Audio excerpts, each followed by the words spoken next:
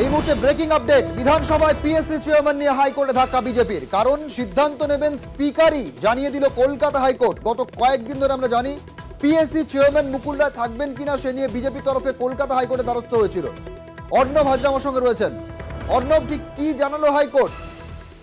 দেখো, PSC chairman অর্থাৎ public account কমিটির চেয়ারম্যান মুকুল রায় এই পদ অর্থাৎ মুকুল রায়কে পিএসসি চেয়ারম্যান পদ থেকে সরাতে চেয়ে কলকাতা হাইকোর্টে মামলা করেছিলেন বিজেপি বিধায়ক কল্যাণীর বিধায়ক অম্বিকা রায়। সেই মামলায় কার্যত নাকের বদলে নরুন পেলেন তিনি, অর্থাৎ বিজেপির নাকের বদলে নরুন প্রাপ্তি কলকাতা হাইকোর্ট থেকে। কেন কথা বলছি? কারণ তারা চেয়েছিল স্পিকার যে সিদ্ধান্ত নিচ্ছে তার উপর হস্তক্ষেপ করুক কলকাতা হাইকোর্ট এবং এই পিএসসি চেয়ারম্যান পদ তার বাতিল করুক। কারণ তারা বিজেপি দল থেকে তারা স্বীকৃতি তাকে দিচ্ছে না। এই জায়গা থেকে কলকাতা হাইকোর্টে ভারপ্রাপ্ত প্রধান বিচারপতি ডিভিশন বেঞ্চ জানিয়ে দিল এই বিষয় নিয়ে চূড়ান্ত সিদ্ধান্ত নেবেন বিধানসভার অধ্যক্ষ। তবে সুপ্রিম কোর্টের একটি সাম্প্রতিক রুলিং রয়েছে, স্পিকারের কাছে কোনো আবেদন অর্থাৎ ডিফেকশন সংক্রান্ত বা কোনো অভিযোগ জমা করলে সেটার প্রেফারেবলি 3 মাসের মধ্যে সমাপ্ত করতে হয়, একটা চূড়ান্ত সমাপ্তির পথে এগোতে হয়। 7ই অক্টোবর যেহেতু সেই সময়সীমা শেষ হচ্ছে, 3 মাসের সময়সীমা, তাই 7ই অক্টোবরের মধ্যে স্পিকার তার সিদ্ধান্তের কথা জানাবেন এক্ষেত্রে মামলাকারী বা বিজেপিকে। কাজে সব মিলে বিজেপি সঙ্গে থাকো। এই মুহূর্তে বিজেপি নেতা জয়প্রকাশ মজুমদার আমাদের সঙ্গে রয়েছেন। জয়প্রকাশ দা, পিএসসি চেয়ারম্যান নিয়ে হাইকোর্ট বলল যে স্পিকারের সিদ্ধান্তই শেষ কথা, স্পিকার যাকে নির্বাচন করবেন তিনি পাবলিক অ্যাকাউন্টস কমিটির চেয়ারম্যান হবেন। আপনি কি বলবেন? না, হাইকোর্টের বক্তব্য বলেছে যে এই বিষয়ে কোনো আইন বা কোনো রকম আলাদা করে নির্দেশ নেই। হ্যালো, হ্যাঁ শুনছি, বলুন। আলাদা করে নির্দেশ নেই, সুতরাং হাইকোর্টের সিদ্ধান্ত জানিয়েছে। কিন্তু আমরা তো স্পিকারের যে সিদ্ধান্ত তাকেই আমরা বলছি যে সেটা হচ্ছে নৈতিকতা বিরোধী। এতদিন ধরে যে প্র্যাকটিস করার দেখে এসছে সেই জিনিসটা এবং সংসদীয় গণতন্ত্রের যে রূপরেখা তৈরি করেছিলেন আমাদের ফোরফাদাররা, সেইটাকে এই বর্তমান স্পিকার সম্পূর্ণ তছনছ করে দিয়ে একটা শাসক দলের তল্পিবাহক হিসেবে কাজ করেছে, সেটা মানুষ দেখেছে।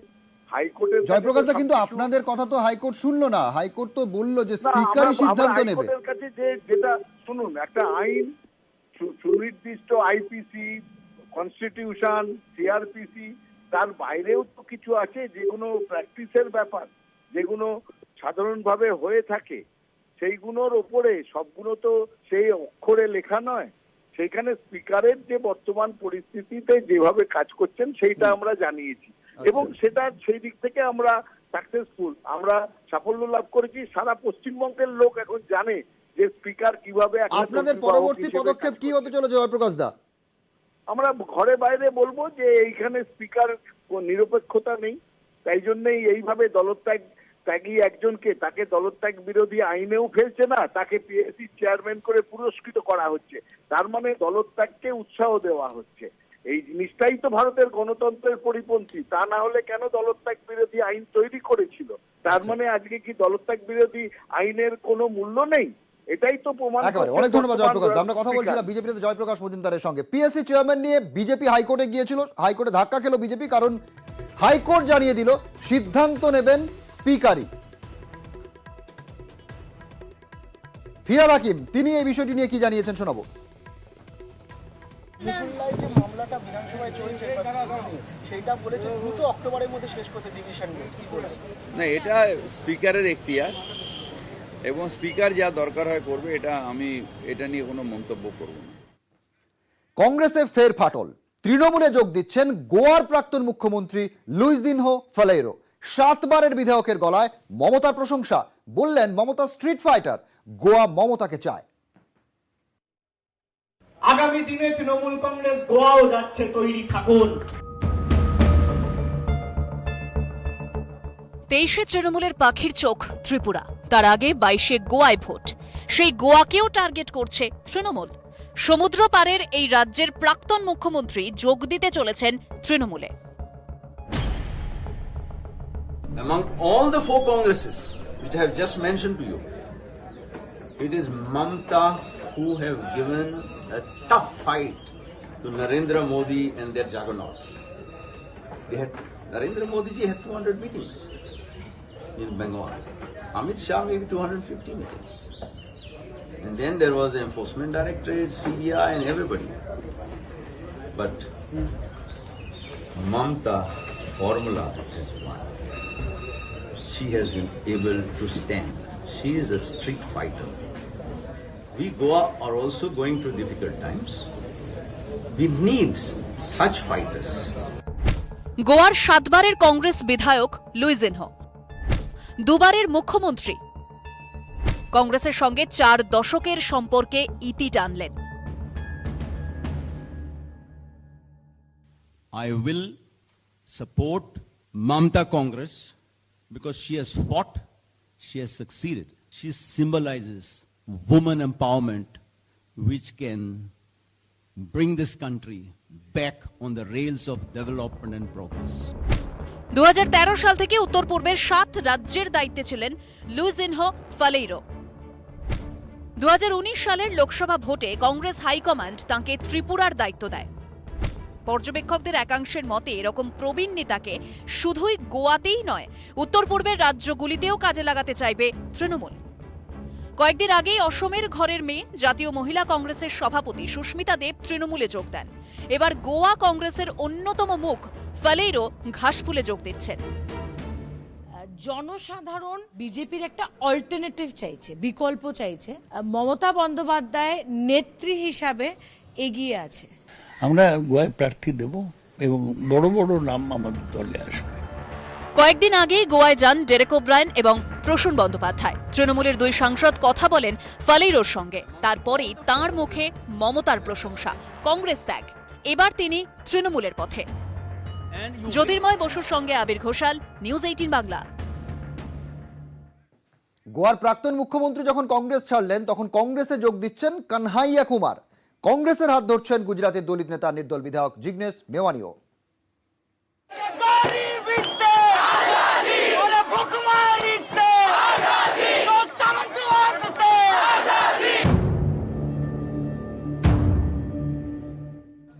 বাম শিবিরের ব্লু আইড বয় এবার কংগ্রেসের হাত ধরছেন জেএনইউ এর প্রাক্তন ছাত্রনেতা সিপিআই এর কানহাইয়া কুমার। শুধু সিপিআই নেতা কানহাইয়া কুমারই নন, কংগ্রেসে যোগ দিচ্ছেন গুজরাটের দলিত নেতা তথা নির্দল বিধায়ক জিগ্নেশ মেওয়ানি। মঙ্গলবারই দুজনের কংগ্রেসে যোগ দেওয়ার কথা। মোদী সরকারের আমলে জেএনইউ ছাত্র আন্দোলনের মুখ কানহাইয়া কুমার স্লোগান দিয়েছেন।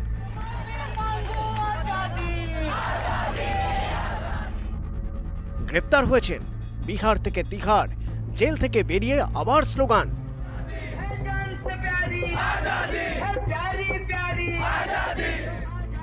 2019-এর লোকসভা ভোটে বেগুসরাই থেকে তাকে প্রার্থী করে সিপিআই, কিন্তু জিততে পারেননি।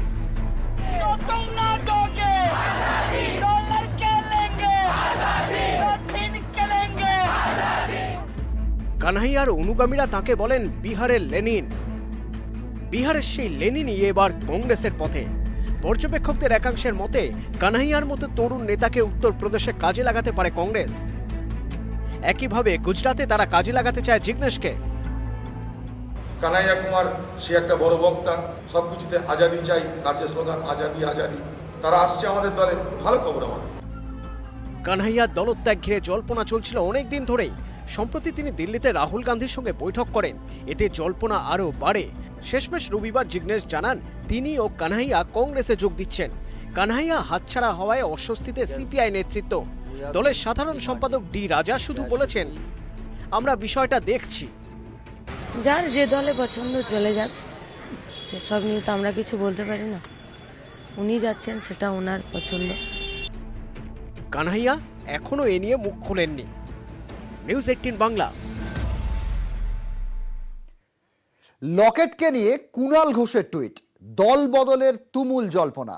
পাল্টা লকেটের টুইট, দিনভর ট্রেন্ডিং #লকেট।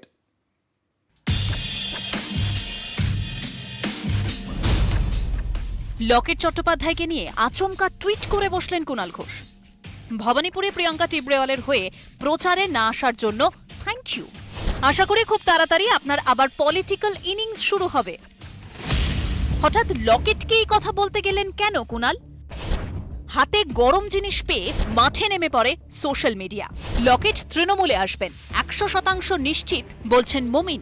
পাল্টা দেবপর্ণার দাবি, লকেট গেলে বিজেপি বেঁচে যাবে, গোটা হুগলি নষ্ট করে দিয়েছে।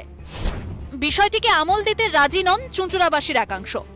হ্যাঁ, কে কোথায় প্রচারে গেল সেটা বড় কথা নয়, বড় কথা হচ্ছে যে যখন এমনি সময় আমাদের যখন দরকার পড়ে তখনও এমনি আমরা লকেটকে পাই না। মানুষ এই ঝামেলাটা নিয়ে খুব একটা গুরুত্ব দিতে রাজি নয়, জানেন তো। নিজের স্বার্থে যেখানে নিজের বেশি চাওয়া পাওয়া, যেখানে বেশি পাওয়া যাবে সেই দিকে ঝুঁকে যাচ্ছে। মানুষের আবেগ নিয়ে ছেলে খেলা করছে, কেউ একজনকে ভোটে জেতাচ্ছে অন্য আবেগ দিয়ে, সে একটা অন্য দলে চলে যাচ্ছে, এই তো চলছে। শোরগোল থামানোর চেষ্টা করেছেন লকেট। আগে আরেকবার যখন তাকে নিয়ে চর্চা হয়েছিল তখন বলেছিলেন আয়ারাম গয়ারাম রাজনীতিতে বিশ্বাস করেননি। এবার কুণালকে রিপ্লাই, ভবানীপুরে যাতে মমতা বন্দ্যোপাধ্যায় না হারেন আপনি বরং সেদিকে নজর দিন। ममता बनर्जी के लिए थोड़ा सा डाउटफुल हो गया है, इसलिए ये सब वो पूरा फेक न्यूज़ पूरा हो रहा है। और कुणाल घोष जो कर रहा है, मैं उसको बोलता हूँ उसका तबीयत शायद ठीक नहीं है, वो ठीक हो जाए उसके बाद बात करें। কুণাল ঘোষকে সরাসরি বাজে কথা বলছেন বিজেপি সমর্থকরা। সুপ্রিয় আবার বলছেন এত আলোচনার কিছু নেই, দুই ফুলমার্কা দলের মধ্যে পারস্পরিক ট্রান্সফরমার উইন্ডো সারা বছর খোলা থাকে। আর এসব দেখে মনোরঞ্জনের কমেন্ট, এ খেলা চলছে নিরন্তর, ফাটছে জনগণের অন্তর। তবে কুণাল ঘোষ থামার পাত্র নন, কহি পে নিগাহে কহি পে নিশানা বলে জল্পনা জিয়ে রাখলেন তিনি। নিউজ 18 বাংলা। अब तो छोड़ भाई, ये विन ग्रिप की पकड़ है। SRMB विन ग्रिप सीमेंट को पकड़ेगी टाइट, आपके घर को रखेगी always all right. SRMB TMT champions की पसंद।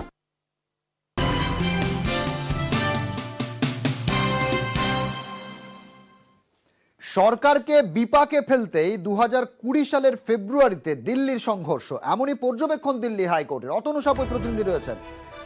অতনু, ঠিক কি পর্যবেক্ষণ দিল্লি হাইকোর্টের?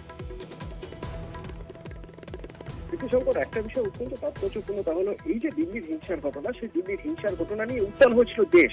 একদিকে যেমন দিল্লির সরকার অর্থাৎ কেজরিওয়াল সরকারকে একদিকে দোষী করা হচ্ছিল, আর একদিকে কোনো অংশ দোষ দিচ্ছিল সেই সময় দিল্লি পুলিশকে, যে দিল্লি পুলিশ যে দেশের স্বরাষ্ট্রমন্ত্রী অর্থাৎ অমিত শাহ হাতে রয়েছে।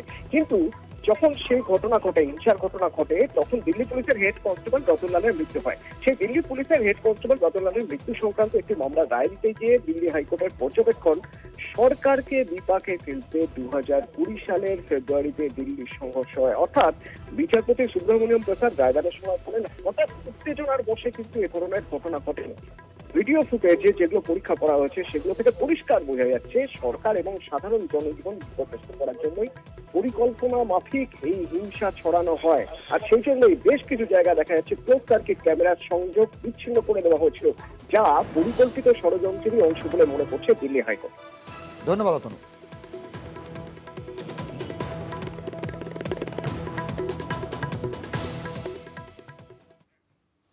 এবার এক পাহাড়ি মেয়ের গল্প, পাহাড়ি মেয়ের আকাশ ছোঁয়ার গল্প। গরুবাথান থেকে বলিউড, আমির খানের লাল সিং চাড্ডায় কালিম্পংয়ের সোনমারিকা।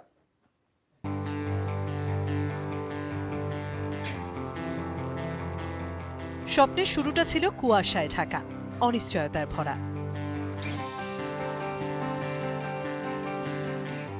সামনে নানা বাধা, সে সবকে হার মানিয়েছে। স্বপ্ন এবার সত্যি, কালিম্পং থেকে সোজা বলিউড।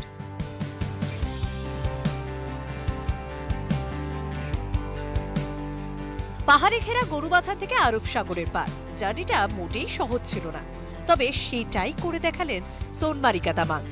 লাল সিং চাড্ডা ফিল্মে আমির খানের সঙ্গে স্ক্রিন শেয়ার করেছেন কালিম্পংয়ের সোনমারিকা। आमिर सर भी आएंगे, उसी के साथ ही है हमारा शूट भी, तो इसलिए हम बहुत एक्साइटेड भी थे, नर्वस भी थे, क्योंकि हमने पहली बार ऐसा काम करने जा रहे थे। तो क्या बोलूँ, पहले हम सिर्फ टीवी में देखते थे सर को, सामने से कभी ऐसा नहीं हुआ था। तो उधर जाके सर को मिल के सर से बात करते हुए बहुत अच्छा लगा। मैं तो बहुत खुश हूँ जी, सपोर्ट तो मैं कर रही हूँ और आशीर्वाद दे रही हूँ, और आशीर्वाद मिले और भगवान का आशीर्वाद भी मिले और आगे जाए। পাহাড় অপেক্ষায় রূপরি পর্দায় কবে দেখবেন পাড়ার মেয়েকে, সোনমারিকাকে? রকি চৌধুরী, নিউজ 18 বাংলা। রাজস্থানের আলোয়ারের বাসিন্দা উষা শর্মা মাত্র 10 বছর বয়সে বিয়ে হয়। তখন তাকে শৌচালয় পরিষ্কারের কাজ করতে বাধ্য করা হয়, যা তার পরিবারের উপার্জনের একমাত্র মাধ্যম ছিল। 2000 সালে উষার জীবনে এক নাটকীয় মোড় আসে যখন তিনি সমাজ সংস্কারক এবং সুলভ ইন্টারন্যাশনালের প্রতিষ্ঠাতা ডক্টর বিন্দেশ্বর পাঠকের সঙ্গে দেখা করেন। উষার মতো অনেক মহিলাকে তিনি সাহায্য করেছেন। তিনি মহিলাদের বিকল্প শিক্ষা দিয়ে তাদের জীবন বদলে দিতে সাহায্য করেছিলেন। উষার জীবনের কাহিনী দেশ জুড়ে স্বীকৃতি পায়। মহিলাদের উন্নয়নে কাজ করতে থাকেন উষা। 2020 সালে তিনি পদ্মশ্রী পান।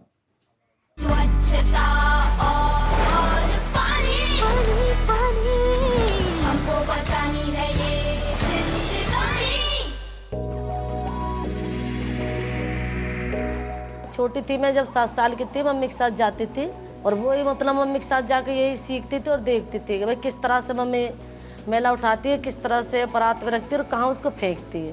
फिर मेरी 10 साल की उम्र में मेरी शादी होगी बड़े वाली दीदी के साथ, तो 4 साल के बाद मेरा गौना किया था, तो मुझे यहाँ भी वही काम करने को मिला, मैला ढोने का। तो जिससे कि लड़की सोचती है कि हो सकता है मेरे पति के घर ऐसा ना हो, ये काम करने को मुझे नहीं मिले। तो यहाँ पर डॉक्टर पाठक जी आए, तो वे हमसे जैसे कि कोई लेडीज तो मैला ढो के जा रही थी और कोई लेडीज आ रही थी, तो डॉक्टर पाठक जी रोक के हम लोगों को कहने लगे कि भाई 1 मिनट मेरी बात सुनो, रुक जाओ। तो फिर हम इनकी बात सुनने लगे, कहने लगे ये काम तुम क्यों करते हो, कि हमारे लोग तो कोई और काम ही नहीं कर सकते, यही काम करते हम लोग। तो साहब ने कहा तुम लोग दिल्ली आओगे, तो कि दिल्ली हम लोग आए थे 2003 में, दिल्ली हम लोग आए थे। तो यहाँ पर कभी हम लोगों का इज्जत और सम्मान हमको कभी मिला ही ना था जब हम मेला ढोने का काम करते थे। तो वहाँ पर स्कूल की लड़कियों ने, सुलभ में बहुत बड़ा स्कूल है, तो वहाँ की लड़कियों ने स्वागत किया था, हमारे मैडमों ने, लड़कियों ने। फिर देखिए यहाँ पर नई दिशा के नाम से एक सेंटर खोला अलवर में, और यहाँ पर हम लोगों को जैसे अचार, पापड़, जबे, कॉटन की बत्तियाँ हम लोग बनाते थे। तो हमने के डॉक्टर पाठक जी से कहा कि सर हम लोग सामान तो बना लेंगे, लेकिन इसको खरीदेगा कौन? तो डॉक्टर पाठक जी ने कहा तुम सामान तो बनाओ, मैं खरीदूंगा सामान तुम्हारा। जिन्हों के घर में शौचालय साफ करते थे, लेकिन आज वही लोग हैं, इस सामान जो हम बनाते हैं अचार पापड़ वो खरीद के खाते हैं। तो मैं भारत सरकार को भी धन्यवाद देती हूँ कि हम जैसी लेडीज़ों को उन्होंने इतना मान सम्मान बढ़ाया है, क्योंकि वाल्मीकि समाज से एक पद्मश्री मिला उनके लिए, तो मुझे बहुत खुशी होती है। मैं तो खुश हुई हूँ, लेकिन हमारे समाज के बाकी के लोग सभी खुश हैं।